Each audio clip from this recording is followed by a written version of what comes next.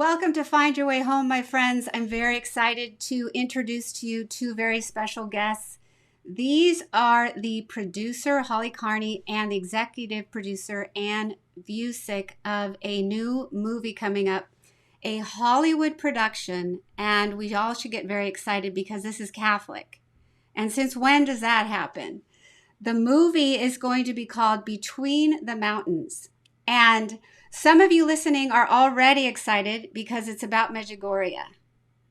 Others of you are thinking, oh no, Medjugorje is condemned, it's horrible. Well, in our next show, I'm going to tell you why that is absolutely not so, because Ann Vucic and I are going to talk and refute all of these lies, misconceptions, things that have been publicized out there on the internet about Medjugorje that actually aren't true. We're going to say what the church teaches. We're going to really break that open for you. So I ask you to keep watching, suspend your doubt, because in a year, 2, 3, we'll see. It kind of depends on you all and the support that these lovely women and the directors get for this movie to come out into the world and to make a huge, huge difference. The time is now. The time is urgent. And I'm going to ask these lovely ladies to speak to why Medjugorje is so important right now and why this movie is so important right now as well. We feel that bringing this movie to the big screen is so important. I have to share that I was with a friend in Louisiana who had a radical conversion watching The Passion of the Christ. Watching that movie changed her life. And that's part of the ambition we have with this movie, Between the Mountains, is to speak to all people on a global scale. Christian movies and Catholic movies in Hollywood get such a bad rap. They always are looked at as lower quality or preachy. This is not that film. As I've worked on many projects, Fatima being one that was released recently in 2020 and 2021, which is a remake of Warner Brothers movie of the 3 shepherd children in Portugal, where the Blessed Mother appeared to them for 6 months in 1917. We just released that major motion picture. It was produced by Marco Pontecorvo out of Italy. He did a beautiful job staying true to the Catholic faith and the Catholic truths of that apparition. And for this Medjugorje film, Between the Mountains, God has brought us the most prolific producer in Hollywood, who's done $3 billion in films, Lucas Foster. And he is incredible. He's a genius. He's a visionary.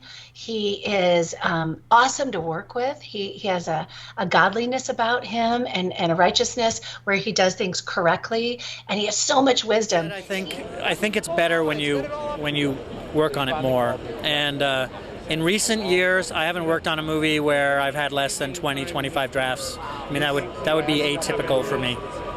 So I don't know how other people do it. Maybe they're great filmmakers who, Jim Brooks, it pops out and it's perfect and brilliant, but not for me. For me, it takes a long time to get it right. And I won't make the movie until it's right. He has done movies that I know most of you have probably seen. Man on Fire with Denzel Washington and Dakota Fanning. He's done Ford versus Ferrari with Matt Damon and all the other stars in that movie. I think Christian Bale is one of them. He's done Mr. and Mrs. Smith with Brad and Angelina. He's did Crimson Tide way back in the day. A lot of you may have seen that. But his own passion projects that he leads on, like Between the Mountains, are completely different and genius and unique in their own way. Medjugorje is changing the world, and our hope and expectation is that this movie will do the same. The role of Medjugorje, when Pope John Paul said Medjugorje is hope for the world, Medjugorje is spiritual center of the world, it's because Our Lady is bringing her army to combat the darkness. And she often says that in Medjugorje, God is unveiling a plan for the world. She frequently says that. And Medjugorje is a place of such incredible graces. There are graces that are poured out in people's hearts and graces that you see just in and around the village. For example, there's so many, millions of people see the miracle of the sun. Millions of people have had their rosaries turned to gold. Millions of people, myself included, have seen Our Lady in the bell towers of the church, have seen Our Lady. There's a cross at the back of St. James Church, Cross Mountain. There's a huge concrete cross up there. Many miracles have been associated with that. I've seen Our Lady up there. The cross suddenly disappears and you see the image of Our Lady up there. Today, Okay, there's I have a electricity up. question. How do you see Our Lady? I'm just really curious about that. Yeah, so, a couple of times when I looked at the cross on Cross Mountain, the cross was gone, and all of a sudden you just see a silhouette of a woman up there. It's very clear. I mean, it's, I didn't see a face or anything, but it was very clear. It was the silhouette of a woman with a long veil, and it was clear that it was the Blessed Mother. There have been many, many miracles associated with that cross. I've seen that cross spin. Other people have reported seeing fires on the mountain, but when they get to the top of the mountain, the fires are gone. People have seen the words Mir, M-I-R, which is a Croatian word for peace, in the kind of between the two mountains, just written in the sky. Those are just some of the kind of the more supernatural, the more sensational things that happen there. But also the greatest miracles really are the miracles that happen in people's lives, the millions of people that have been converted, the hundreds and possibly thousands of vocations that have come from there, people who've been healed, people like my friend Colleen Willard, who was healed of an inoperable brain tumor, who came to Medjugorje paralyzed and left with her wheelchair in Medjugorje, was able to walk on the plane herself and go home. There are countless stories like that of people whose lives have been touched and changed. It truly is a place of miracles unlike any other in the world today. And by the way, there are more physical healings, documented physical healings in Medjugorje than there are in Lourdes. That says a lot, I think. So while we were in Medjugorje, we met with so many people to do reconnaissance on this film project. And one of the people we met with was Colleen. And when she was giving her story about her healing, it was just so radical. I don't think you mentioned this, Ann, but we were told that her brain tumor was like bubble gum stuck on a tissue paper. That's why they couldn't do the surgery. It was extensive. And obviously she had this incredible miracle that Ann just talked about. So when we were sitting there, I asked her, I said, hey, Colleen, would you pray over my daughter? She's had a skin condition on her arm since the 2nd grade. That was quite embarrassing. And it was also on different parts, like on her knees and stuff. And so much havoc was wreaked at the end of this meeting. She had to go. Like one of her pilgrims fell on the hill. Someone else was stuck in an elevator and she was leaving. It was just as if the enemy did not want her to pray over my daughter, but she remembered and she turned around, came back, laid hands over Kiki and prayed over her word of knowledge too, with some things in Kiki's heart that needed some healing. And she prayed over her. My daughter had such expectant faith that she went back to the hotel room, and I didn't know she did this, took pictures of all her skin issues that we have done everything for her whole life. And 3 weeks later, she took more pictures and said, Mom, my skin, it's healing. And then 3 months later, after Colleen had laid hands on her, everything disappeared. It was just amazing that Kiki was able to experience a physical miracle while she was in Medjugorje. I know this is going to sound fantastical, and yet it's a true story. There was a priest friend of mine whose father was in Medjugorje, and he and his wife, so the parents of this priest were in Medjugorje, and the wife kind of gently was nudging her husband to go to confession. He didn't really want to. He was like, honey, I'm fine. I don't need to go to confession. And she kept saying, honey, I think going to confession would be a good idea. Well, he refused. They were kneeling at the benches kind of between the church and the confessionals, for those of you who've been to Medjugorje. This man, he was kneeling there with his eyes closed. All of a sudden, he opens his eyes and he finds himself in the confessional. He didn't get up and walk there. He just finds himself kneeling there. And he looks at the priest and he says, how did I get here? What happened? How did I get here? And the priest said, never mind, let's get to your confession. He went to confession that day. And just to add, by the way, their son, the story of his conversion, the story of his priesthood is amazing. He was married, very wealthy. He hung out with celebrities. He was in global banking and PR. I remember him telling me that when Hillary Clinton was running for office, he coordinated some of her earliest events for her first senatorial campaign. He launched Jennifer Lopez's clothing line. He was in that whole world of celebrity. And when his wife, though, told him that she didn't want to have children, he divorced her, got an annulment. And he had everything that the world told him he needed. As he put it, I had a bank account that the world would, be envious of. I traveled to luxurious places, but he was deeply unhappy. And his mother, God bless mothers, his mother knew that he needed something spiritual, and she invited him to go to Medjugorje. He had no idea what Medjugorje was, but he agreed to go just because he wanted to get away somewhere. He gets to Medjugorje, sees, as he puts it, it's this one-horse hick town in the middle of nowhere. And his first thought is, I'm getting the heck out of Dodge first thing in the morning. He was going to leave the following morning because he hated it there. The following morning, he wakes up. He's overwhelmed with this sense of peace, and he decides he's going to stay. And he decides to go to confession, which is a miracle in and of itself. He goes to confession. At the end of that confession, the priest says to him, you are going to be a priest one day. And this guy, who had not been to confession in 20 years, who had been living the high life, who had been living what the world told him was a successful, happy life, fully indulging in all of the worldly pleasures, he was like, yeah, right, that's never going to happen.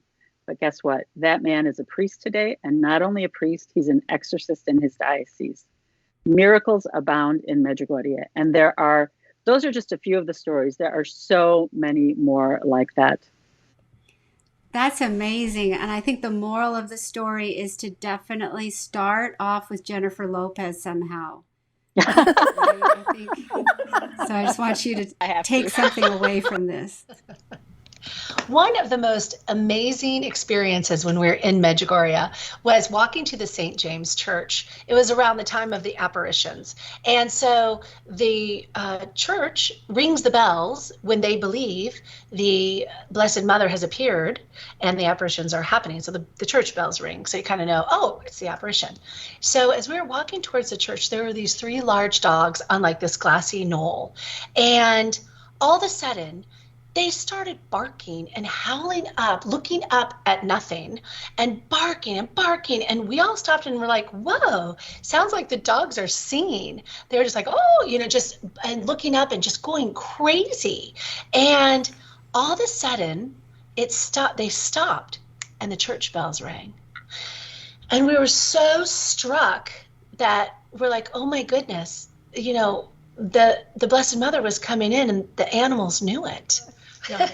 We were all walking to St. James another evening, and the church bell started ringing. Oh, it's the apparition. And all of a sudden, our producing partner, Jennifer Tadlock, stopped, and she goes, my rosary. Now, this is not the rosary, but she goes, oh, my rosary, it's turning gold. And we were like, what? And my auntie and I stepped forward, and we all 3 held her rosary, watching as the beads were turning gold. It didn't just turn gold. We watched it literally. So here's a bead, and we watched it go, zoop, and we watched it turn gold. We all 3 stood there just in shock, like, what is this? And my auntie had said, I think that was for me, because I was like, oh, these rosaries, poo-poo, turning gold, like. And I also think it was for all of us. It was one of those miracles and signs and wonders. And why did the rosary turn gold? I don't know. It was amazing. And I actually heard that the gold color in Medjugorje has been studied, and it's not actually earthly gold. It's some metal substance that is not found on Earth. So I find that wow, I didn't know too. that. And, wow. And just to add a couple random stories, I've been to Medjugorje more than once, and a friend of mine was in such debilitating back pain for 2 years. She had so much pain that got progressively worse to the point where she could not lie down at night. She had to sit up in bed all night because she could barely move with such terrible pain. She got on the plane comes down. We get into Medjugorje, and many pilgrims have experienced that once you enter the territory of Medjugorje, there's a peace that settles upon you. There are miracles that can happen, and that's when her back pain left. And it's been a decade now, and that back pain has never returned. But another entirely separate occasion, my friend saw, and I guess, you mentioned dogs, Holly. So there's a dog who had to relieve him or herself, and it was very fragrant. And my friend thought, oh, I better move away. Yeah, why am I telling this story? Okay, so you can't laugh at Okay, thank you. And so in that moment, she smelled roses. It overpowered that smell. And then, of course, more important than all these things, that's just Our Lady saying, I'm here. It's always the soul, right? It's always about salvation. And so, as I've mentioned in the book Full of Grace, my husband's stories in that book, so is mine, and our collective Medjugorje stories are in there.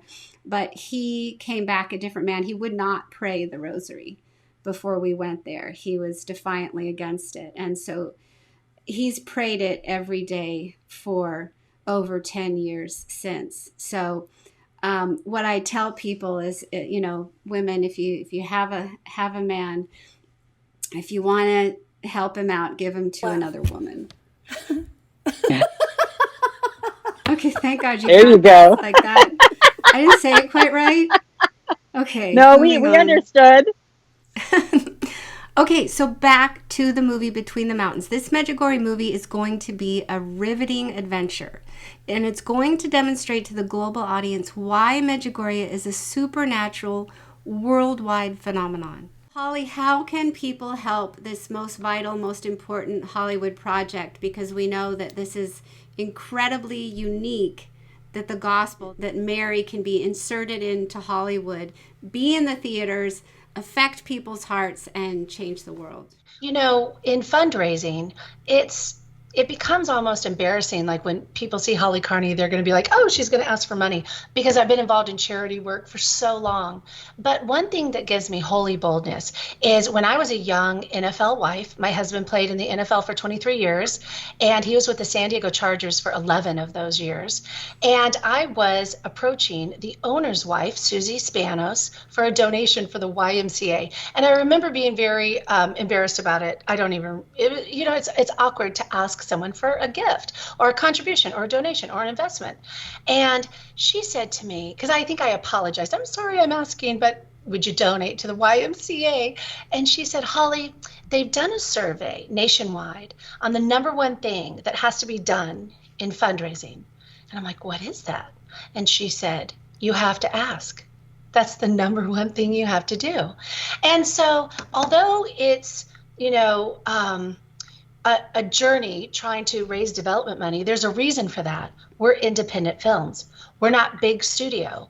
We don't want anyone to control our message. We don't want anyone to change the message. Indeed, the reason we have all the support and collaboration of the relevant church officials is because we are going to work with them as the script is evolving and the screenplay is finished, and we're going to collaborate with them in that way. Big studio wouldn't do that. Big studio would change and control the message. So as an indie film, we have to ask for contributions and gifts. So people who don't usually play in the movie arena with those high level investments can still participate.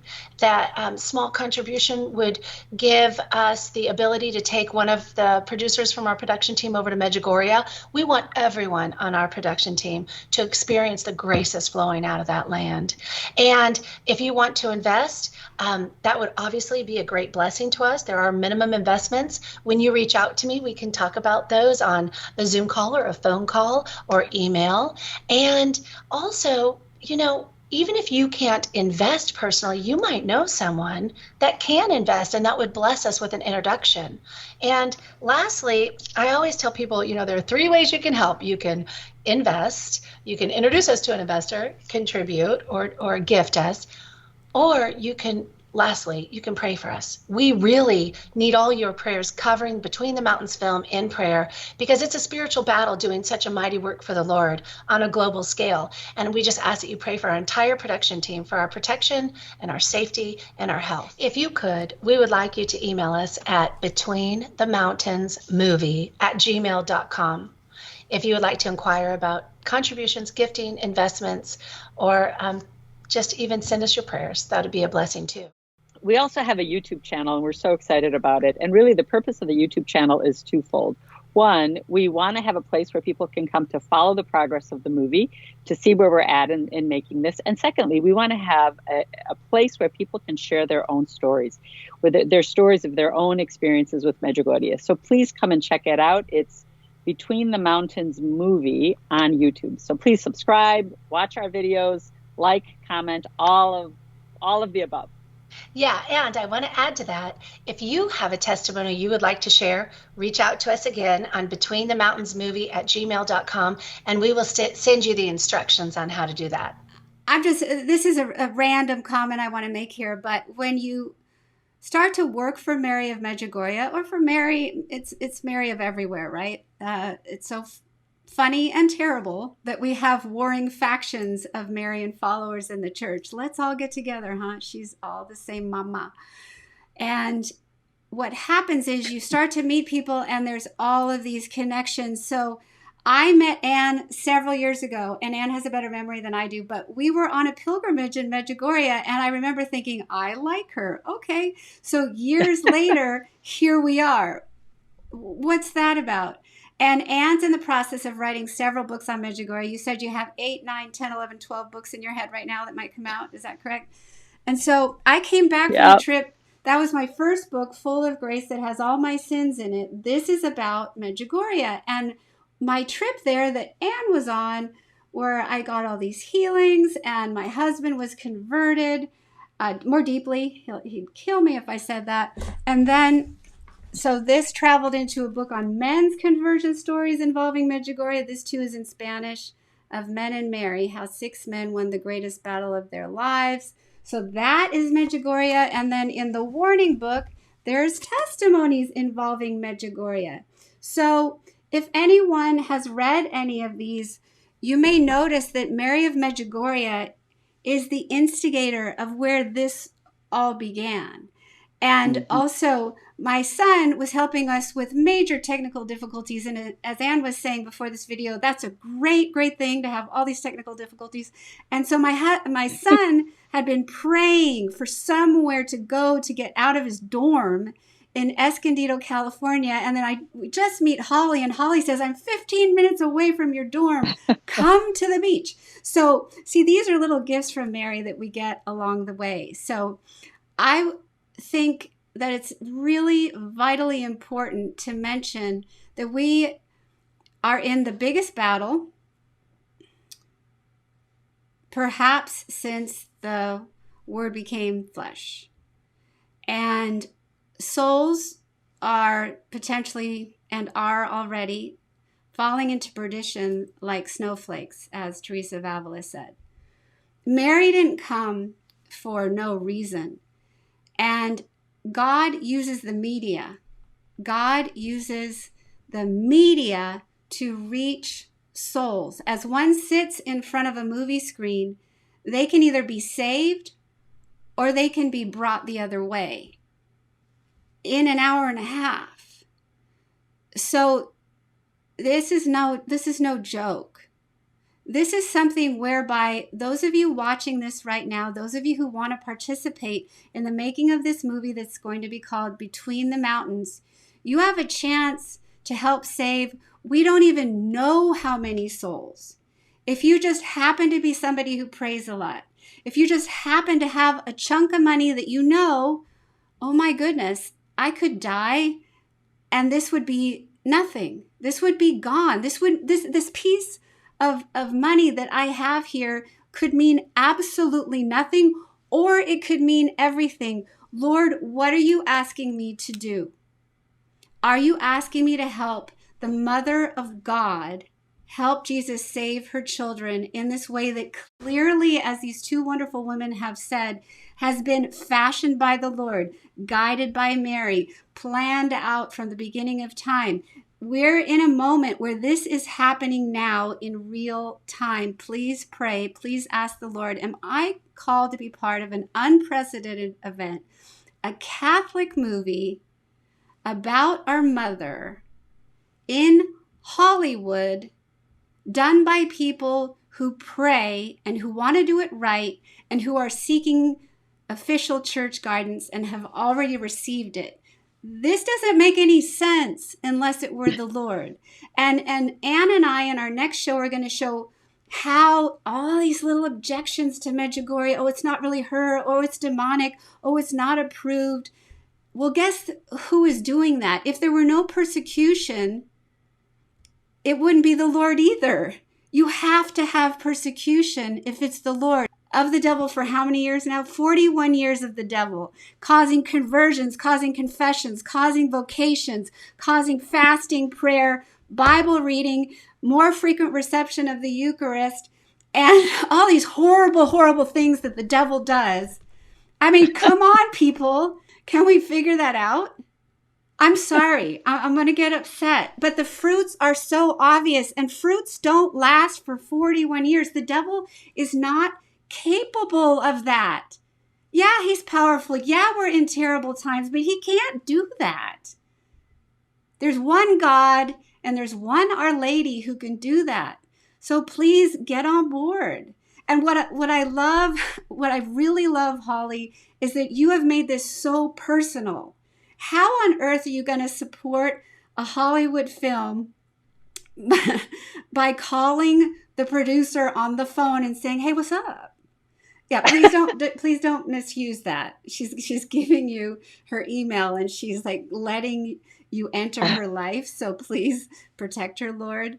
But she's willing to personally, this lovely woman, Holly, in front of you right now, is willing to guide you step by step, hold your hand as to what's possible and what you can do. Okay, we don't know if we're going to die tomorrow. We don't know what's going to happen. You know right now if the Lord is stirring your heart and you think a Hollywood movie about Medjugorje that could save souls. Okay, I've been looking for just such an opportunity to help. I just want to add really what I think is one of the greatest miracles in Medjugorje. And it's actually more a grace that is given that actually leads to miracles. And that grace, a priest friend of mine called it a grace of commissioning, a grace of being commissioned. And what this priest said is that millions of people have gone to Medjugorje. I can say that was my experience, Christine. I think that was your experience. I'm guessing based on the ministry that you've been doing since then. Holly, I think that's your experience as well. When you go there, you are so profoundly touched and you are so changed in the deepest parts of your heart that you can't be silent about it. You need to tell. It's like there's this need to tell other people about what God can do if you open your hearts to it. And there are people all over the world who, in their own communities, they leave Medjugorje and they want to bring a piece of Medjugorje home to them. So they've started prayer groups. They've gone to their pastors and said, "Can we have adoration?" They've started rosary groups. They've begun ministering more in their parishes. There are millions of these people around the world. And, I know many priests who say to me that the 2% of people in my parish who do the 90% of the ministering in my parish are people that have been to Medjugorje and have experienced the grace of that. I can say I feel like I'm one of those. I feel that passion. I feel like I can't be silent. I have to speak. I have to tell other people about what I encountered, which is the transformative power of God. Well, I think I'm one of those people too that now is passionate and moved by Medjugorje. I didn't start out that way. Indeed, I was not a big believer of Medjugorje. I had conversed with a priest friend of mine years ago, and he had listed all the reasons why we shouldn't believe in Medjugorje. And whenever I met Jennifer Tadlock, our producing partner, and she had this idea of this movie in her heart, and she shared it with me, there was a Holy Spirit power that came over me. It was kind of like, I've explained it this way, where you see those cartoons of days of old and their eyes are doing these things because they're hypnotized. It was almost like that. And I was like, I must go to Medjugorje. I mean, it was almost like that. And so I met with her the next day. 5 hours later, we got in touch with Ann. And if you know our story, we were in Medjugorje within 3 weeks. And I had such a transformation there myself with all that we experienced. And the arguments that had been presented to me were completely crushed as to they're nonsensical, and they have nothing to do with anything that's going on over there, nothing at all.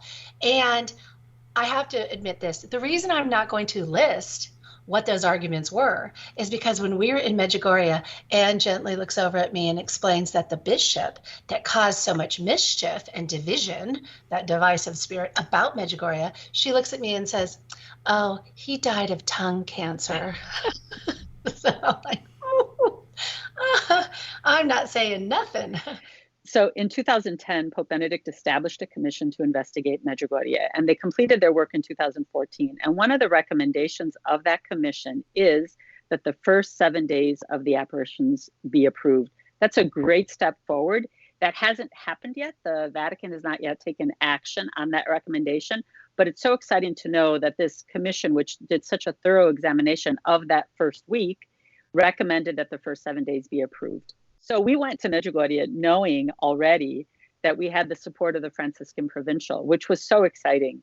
The other thing that we wanted to meet with the pastor of Medjugorje, Father Zvonimir Pavicic.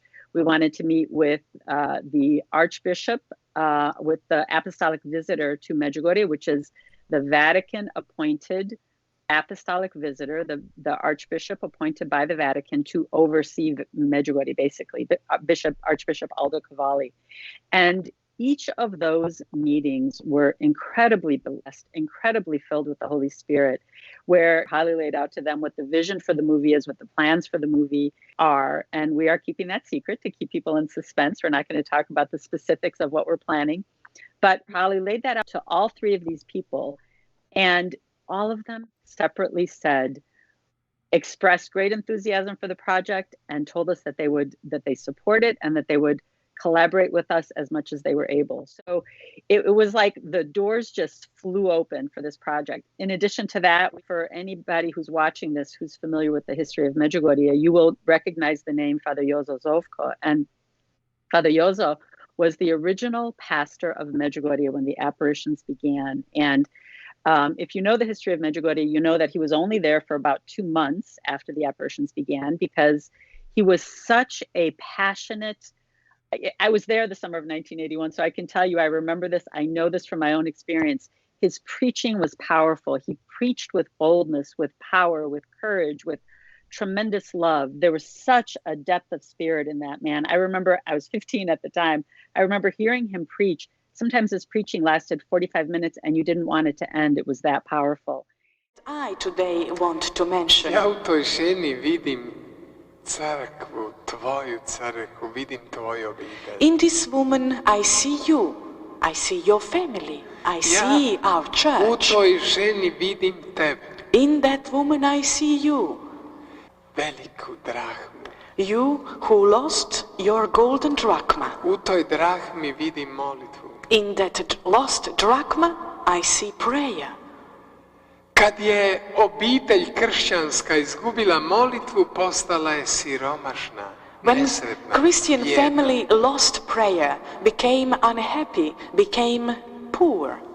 Evo gdje si izgubio igrač. Blessed Mother has appeared here in Medjugorje in order to help us to find the lost drachma of prayer in our lives. She appeared in order to help us as a mother helping her children, giving the children that what children lost in order to make them stop crying. Towards the end of that summer, he was considered such a threat to the communists who were in charge of Yugoslavia that they arrested him. They had a mock trial, and he was imprisoned he was sentenced to 3.5 years in prison where he was abused and tortured. But after he was released from prison, he was assigned to a parish very close to Medjugorje, and millions of people flocked to that place to see him. So millions of people around the world who love Medjugorje, who've been there, know and love Father Jozo Zovko and really recognize him as a saint walking on earth right now. And we had the unbelievable privilege of being able to spend not 1 hour with him, not 2 hours, 6 hours with Father Jozo Zovko at his monastery on an island in the Adriatic Sea. And there's so much there that was so incredibly powerful. But I think the moment that for all of us who were there, that was the most poignant, that was the most powerful. And I can tell you, as the person who was translating, when he said this, I just got all emotional. I had to kind of regain my composure before I could translate what he said. He very poignantly looked at, Holly was the one mainly having the conversation with him, with myself translating. He looked at Holly very intensely, just deeply into her eyes, and he said, "Our Lady has been waiting for you to make this movie." And we all just cried, because it was what we had felt, certainly, that this was something guided by the hand of Our Lady, born in the heart of Our Lady. But to hear this living saint say that was such a powerful moment and such a confirmation for us of what we had been feeling.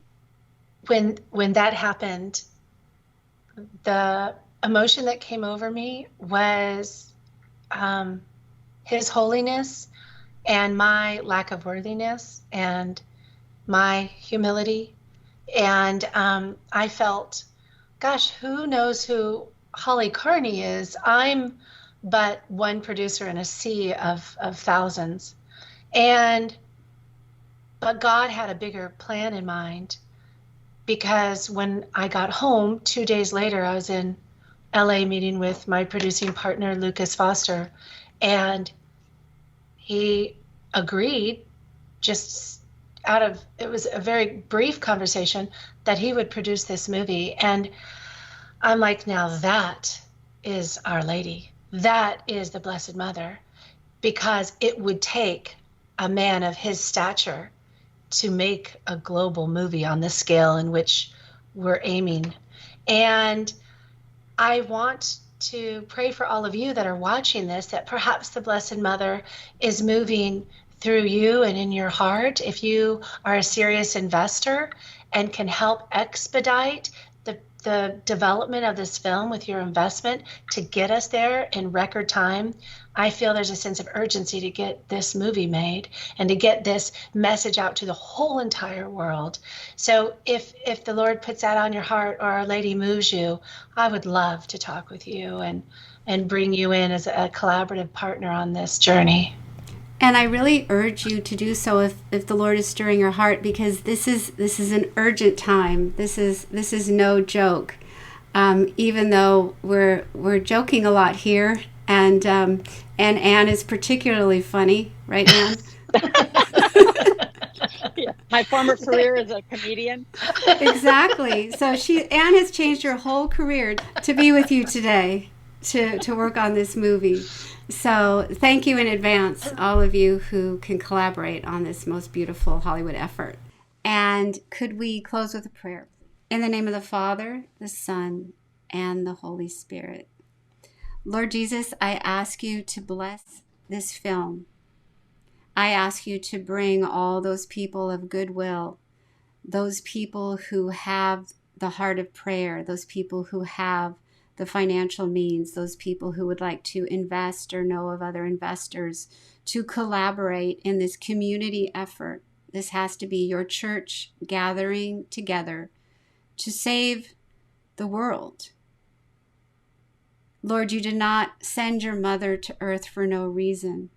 And this is but a step along the way to the triumph of the Immaculate Heart of Mary. In the name of the Father, the Son, and the Holy Spirit. May you find your way home.